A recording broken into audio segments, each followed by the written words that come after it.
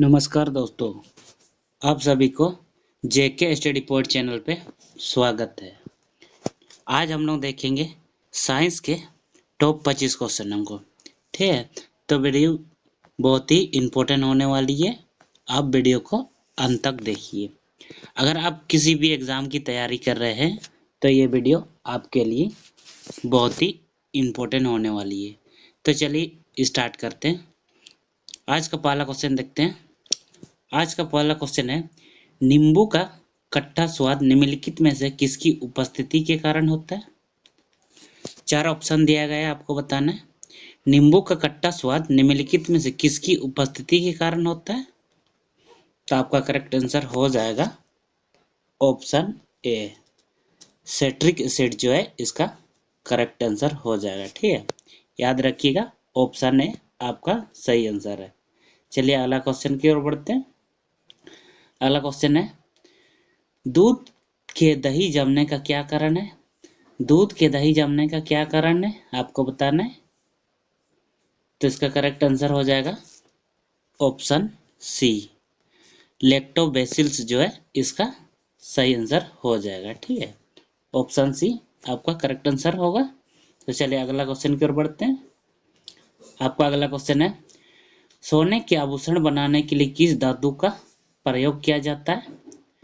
सोने के आभूषण बनाने के लिए किस धातु का प्रयोग किया जाता है? लोहा, तांबा, सिलिकॉन, इनमें से कोई नहीं। तो इसका करेक्ट आंसर हो जाएगा ऑप्शन बी, तांबा जो है इसका सही आंसर हो जाएगा। ठीक है, याद रखिएगा सोने के जो आभूषण बनते हैं उसके साथ में तांबा भी मिलाया जाता है। ठीक है, याद रखिएगा, ये भी कई बार पूछा जाता है। चलिए आपका अगला क्वेश्चन है, क्वेश्चन नंबर 4, मूत्र का पीएच मान कितना होता है? आपको बताना है मूत्र या पेशाब जो होता है उसका पीएच मान कितना होता है? 6, 7, 5, 4। तो आपका करेक्ट आंसर हो जाएगा ऑप्शन ए, 6 जो है मूत्र का पीएच मान होता है। ठीक है, याद रखिएगा ऑप्शन ए आपका करेक्ट आंसर हो जाएगा। चलिए आपका अगला क्वेश्चन है, सौरमंडल का जन्मदाता किसे कहा जाता है? सौरमंडल का जन्मदाता किसे कहा जाता है? सूर्य को, पृथ्वी को, बृहस्पति को, शनि को। तो आपका करेक्ट आंसर हो जाएगा ऑप्शन ए, सूर्य को जो सौरमंडल का जन्मदाता कहा जाता है। ठीक है, याद रखिएगा सूर्य को सौरमंडल का जन्मदाता कहा जाता है। चलिए आपका अगला क्वेश्चन है, सेकंड पेंडुलम का आवर्तकाल क्या होता है? सेकंड पेंडुलम का आवर्तकाल क्या होता है? ये भी मोस्ट इम्पोर्टेंट क्वेश्चन है, कई बार पूछा गया है। ठीक है, तो इसका करेक्ट आंसर हो जाएगा ऑप्शन बी, सेकंड पेंडुलम का आवर्तकाल जो है 2 सेकंड का होता है। ठीक है, ऑप्शन बी आपका करेक्ट आंसर हो जाएगा। चलिए अगला क्वेश्चन की ओर बढ़ते हैं। क्वेश्चन नंबर 7, कौन सा बल जिसके कारण पिंड धरती के केंद्र की ओर खींचा चला जाता है? कौन सा बल जिसके कारण पृथ्वी धरती के केंद्र की ओर खींचा चला जाता है? द्रव्यमान, संवेग, गुरुत्वाकर्षण बल, आवेगी बल। तो आपका करेक्ट आंसर हो जाएगा ऑप्शन सी। चलिए अगला क्वेश्चन की ओर बढ़ते हैं। क्वेश्चन नंबर 8, रॉकेट किसके सिद्धांत पर कार्य करता है? रॉकेट किसके सिद्धांत पर कार्य करता है? तो आपको बताना है 4 ऑप्शन में से।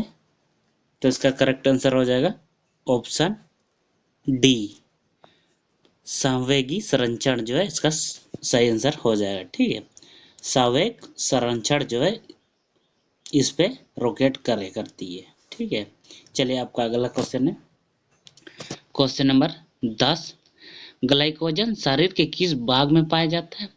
ग्लाइकोजन जो है शरीर के किस भाग में पाया जाता है?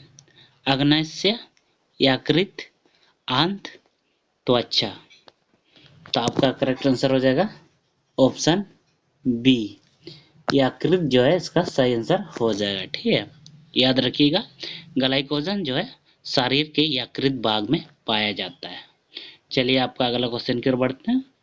क्वेश्चन नंबर 10, निम्नलिखित में से सबसे बड़ी धातु कौन सी है? आपको बताना सबसे बड़ी धातु कौन सी है। सोना है, चांदी है, पारा है, प्लेटिनम है। तो इसका सही आंसर हो जाएगा ऑप्शन डी, प्लेटिनम जो है इसका सही आंसर हो जाएगा। ठीक है, ऑप्शन डी आपका करेक्ट आंसर हो जाएगा।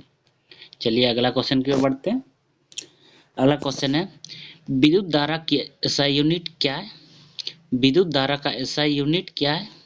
वाट, ओम, एम्पियर, वोल्ट।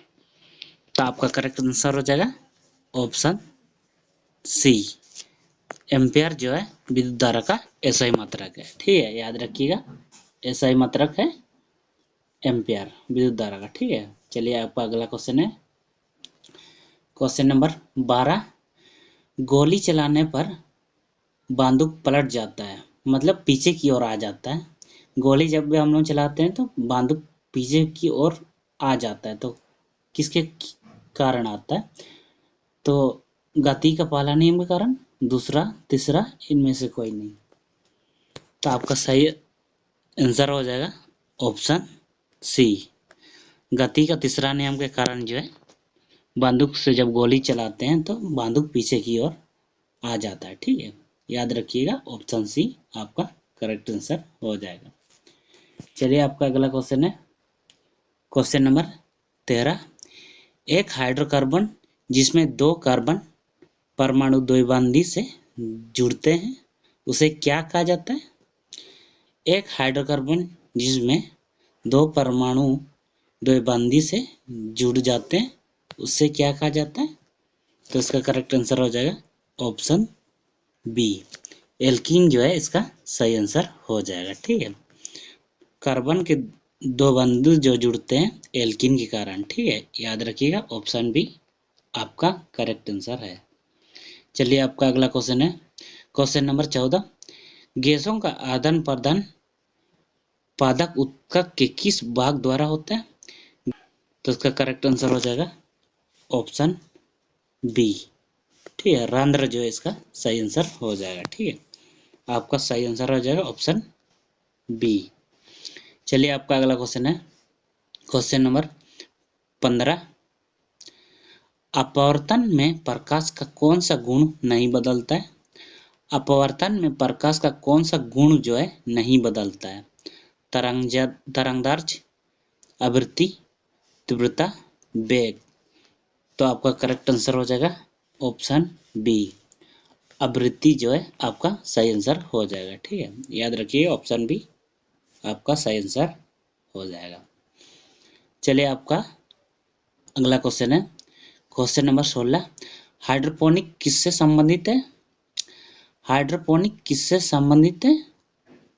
चार ऑप्शन दिया गया है, उनमें से आपका सही आंसर कौन सा है?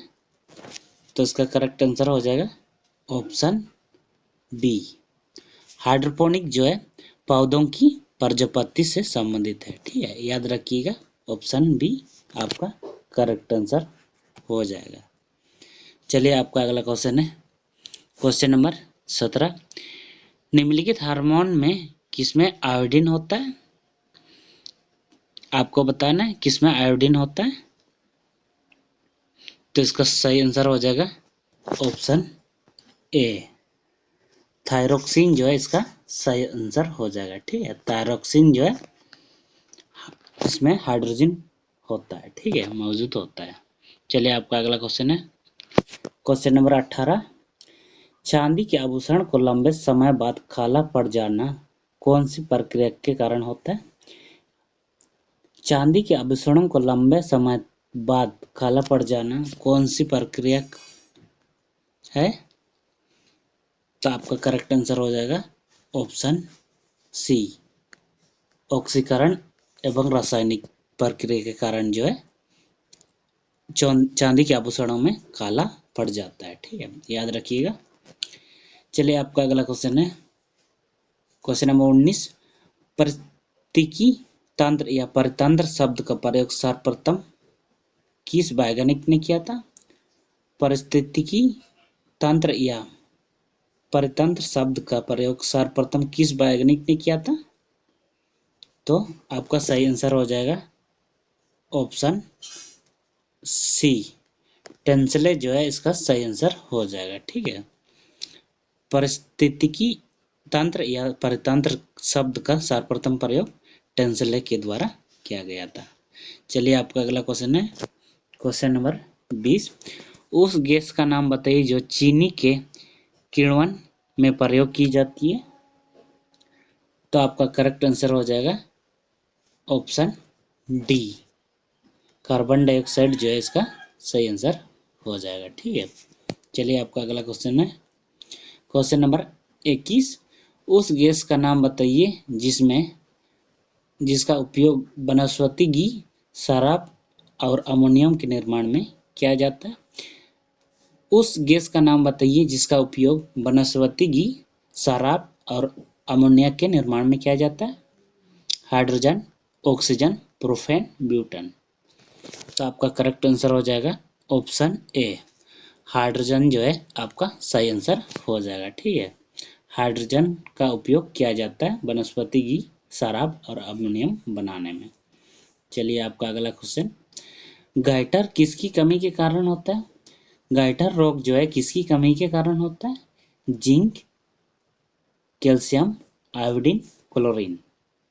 तो आपका सही आंसर हो जाएगा ऑप्शन सी, आयोडीन की कमी के कारण जो है गाइटर रोग होता है। ठीक है, गाइटर का मतलब क्या, गेंगा रोग जो है। ठीक है, गाइटर जो है इंग्लिश शब्द है। ठीक है, याद रखिएगा, गाइटर या गेंगा रोग भी पूछा जाता है लेकिन सेम है। चलिए आपका अगला क्वेश्चन है क्वेश्चन नंबर 23। निम्न में से किसमें अधिक ताप होता है। निम्न में से किसमें अधिक ताप होता है। बर्फ, उबलते पानी, भाप, उपरोक्त के सभी। तो इसका सही आंसर हो जाएगा ऑप्शन सी, भाप जो है इसका सही आंसर हो जाएगा। ठीक है, सबसे अधिक जो भाप होता है इसका सबसे अधिक जो ताप होता है भाप में पाया जाता है। ठीक है, याद रखिएगा, ये भी अच्छा क्वेश्चन है। चलिए आपका अगला क्वेश्चन है, मानव शरीर में सबसे छोटी हड्डी कौन सी है। मानव शरीर में सबसे छोटी हड्डी कौन सी है। तो आपका करेक्ट आंसर हो जाएगा ऑप्शन बी, एस्टपीज जो है इसका सही आंसर हो जाएगा। ठीक है, जो एस्टपीज हड्डी जो है कान में पाई जाती है। मानव शरीर की सबसे छोटी हड्डी है एस्टपीज, याद रखिएगा, कई बार पूछा गया है। चलिए आपका अगला क्वेश्चन है और आज अंतिम क्वेश्चन भी यही है, विटामिन B1 की कमी से कौन सी बीमारी होती है। विटामिन B1 की कमी से कौन सी बीमारी होती है। तो आपका करेक्ट आंसर हो जाएगा ऑप्शन डी, बेरी बेरी जो है इसका सही आंसर हो जाएगा। ठीक है, विटामिन B1 की कमी से बेरी बेरी रोग होता है। ठीक है, तो चलिए आज के लिए इतना ही। अगर आपको वीडियो अच्छा लगा तो लाइक ज़रूर कर दीजिएगा, साथ ही साथ चैनल में नए हो तो चैनल को सब्सक्राइब जरूर कर दीजिएगा। अगला वीडियो में फिर मिलते हैं, तब तक के लिए जय हिंद, जय भारत।